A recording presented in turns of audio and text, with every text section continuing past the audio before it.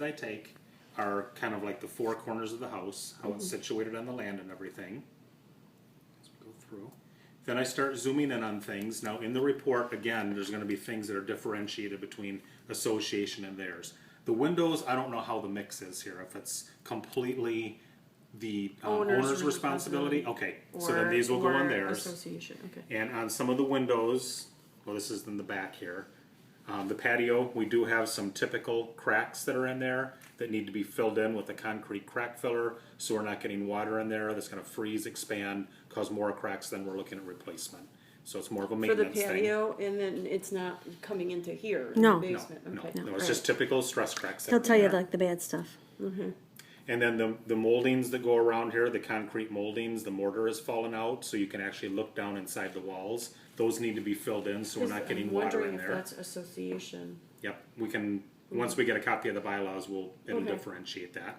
And it doesn't really matter who it is, my job's to say what needs to be done. Yeah, it just need, because that is a water Right. issue. You're supposed to keep your house watertight. Then the windows in the back, now this is the one in that little breakfast nook back there. Okay. The one on the left is broken. We've got cracked glass. And the bottom molding piece is basically hanging and falling off. And looking behind there, the whole bottom of the window is actually rotted out. So that window, Needs to be in and of replaced. itself, needs to be replaced. Correct. Yep. Oh, there's mold there too. Yeah. Yep. Not in the inside though, I did check that. Okay. Yeah, but So, That's but it's never there. a good It's thing. there. And then we start getting into the windows. Now I have some pictures inside, some outside, but we have 3 of them in the house that have what's called seal the failure. argon gas is getting out or whatever. Correct. Yes. The argon gas got out, so now air is getting in, which has the moisture in it. condensation. And we have 3 of those that are like that. I have 2 of them from the outside that I was able to get pictures of, and then one of them is that little tiny one in the corner up there. I could only see that from the inside, so I've got those coming up. The air conditioner is in good working order. It's cooling the house properly right now, but the refrigerant is a little bit low. So it needs Freon. Correct. Is that the right size for this house? It's actually bigger than it needs to be. Are you kidding me? Mine's Nope. like twice the size. The cabinet of it, the cabinet My means nothing. condenser is enormous. I just Yeah, replaced that my furnace. that actually means nothing. By the size of it out there, it's what's in the guts on the inside. Oh, okay. All right. So this one is actually a 2.5 ton unit, Okay. which for the square footage of this, including the basement down here, a 2 ton would be fine. Oh, so it's actually a little bit bigger Okay. than what we need to. Okay. But we do need to make sure that the refrigerant level gets a little bit higher. I know you mentioned Freon. I want to make sure we don't put Freon in it I because it's know. not a Freon one. I know it's for but cars. they'll know Cars which ones is to for use. Cars don't Freon. even use it anymore either. Oh, they don't? Freon kills you, so that's why Yeah. they say you can't use it anymore. Oh, It's okay. R22 or R34. Oh, awesome. Okay. That's what they say pokes the holes in the ozones and all that good stuff. So No. coming around on the roof, we need to do a little bit of maintenance up there. So we need to have a work order put in on this. Okay. Basically, where our connection is to the neighbor over here, and it comes down, we've got a little overlap. We've got shingles that are lifted up. Now, putting my ladder up here and looking under there, you can see the wood. So this actually, So there's not a layer of tar? Like the tar paper? there is, but where this overlaps and comes across there, there's nothing under there. You can see the wood. It probably tore it apart. Now, this roof here is actually the neighbor's roof. But if we It start getting butts up ice next to damming, mine, yeah. it's below it actually, because this one here and then theirs comes down behind it over here for that. So it's actually in their attic. Well, supposedly they had new roofs, so this is a Yep. mistake on. Then This is the then that's roofing. perfect because they can go back to Right. that. But again, it's all association. We're just going to Okay. send it right along to them, let them make the repairs. Okay. What it does too is it puts this on notice because then if you end up with A leak. a leak or Yes. something like that, you can go back and say on May 26th this was going on. So it puts it on notice. Okay, great. Thank you. The window coming up to the front door, so this one's actually in the garage. Some of the weather stripping is falling off the bottom and that. The windows basically just need to be kind of gone through. They need servicing. Exactly. Some of the cranks are hard to crank. Some of the locks were hard to pull in. I'll have that all in the report. They need to be gone through.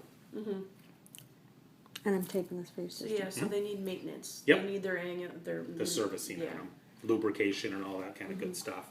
This is going into the garage. The garage is actually in pretty decent condition. We do have the safety reverse that's on there, that if anything crosses that, it does turn around and go back up. Looking at the floor, like most any floor of this age garage, we do have some typical cracks that are forming in there. Those are just normal stress cracks. But I do recommend that we seal that up once everything gets taken out.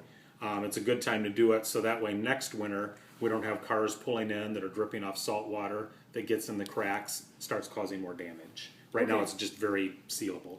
Okay. Coming inside the house, so basically I started at the top, working my way down. I did take note of some of the carpets because I didn't know if we were replacing carpets right away or if we're going to shampoo and try to keep some of this stuff. But if any of them are kept, we do have a lot of loose areas in them, which can be tripping hazards. I would at least recommend that the carpets be restretched. They normally say you should do that about every 4 to 5 years anyway. And then if they're going to be shampooed and kept here, stretching them will make them also clean better too. If you steam clean loose carpet, it doesn't come as clean as if it's tight. Yeah, okay. So we'll go through those. Going up by the bedrooms, we do have a smoke detector. We do not have any carbon monoxide detector in the house. That is required by law as of Are they 2007. hardwired though? They are. Okay, So so for it's the- just a matter of switching it out to the. No, they could just We can plug one switch in. it out. They can put a battery operated one there. They can plug one into an outlet. It doesn't matter as long as we have one within 15 feet of a bedroom. Okay. Perfect. If it was brand new construction, it would be different, but some of the things get retrofit no, I into it. changed so- out all of mine to the hardwired anyway. Okay. It's just so much easier, and there's less in plugs, so we'll take care of that. Then this is the pictures from the inside with the seal failure. It's kind of hard to see through the screen, but it is It's foggy in foggy. there Yeah. through here. And the little one on the side, you can see all the moisture in there. This one here, this is the main bathroom in the hallway. The lights do turn on and off, but when you push, like if you just put your hand up and flip on them, you hear like a little bit of like a little sizzling, like there's been high moisture in there, and the lights don't stay on unless you pull the switch down. Both of those switches have been around high moisture. I would just recommend that we replace the switches. Okay. And that's for both the light on the wall and the fan that's up above. Okay. This is the other window that had the seal failure. You can just see the fogginess. Then coming down to this level, so at that point I've gone through the whole upper level, I've looked in the attic space, and other than those issues, I really don't have any issues other than that. Yeah, that was repaired, she said. Yeah, It and just it's not wasn't- done. They repaired the drywall, they didn't repair what was the problem to the drywall. So when we look at this, we've got a patch that's up here, Okay. and it's been repaired Still obviously. Leaking is what you're saying? And we're directly underneath the bathtub and the shower. I don't know which one it's coming from, but when I put my moisture meter on it, it is wet as It of didn't right look now. right It- to begin with. yeah, it wouldn't be doing this bubbling stuff if it was Right. completely dry. Right. Okay. So we need to figure out what the source of the leak is, get that repaired, then this can be repaired. Because if this was just repaired thinking water went over the side or something, With it's all not that done. weird stuff that looks like acne didn't seem right Yeah. to me. So that is still a Yeah. repair that needs to be done. Okay.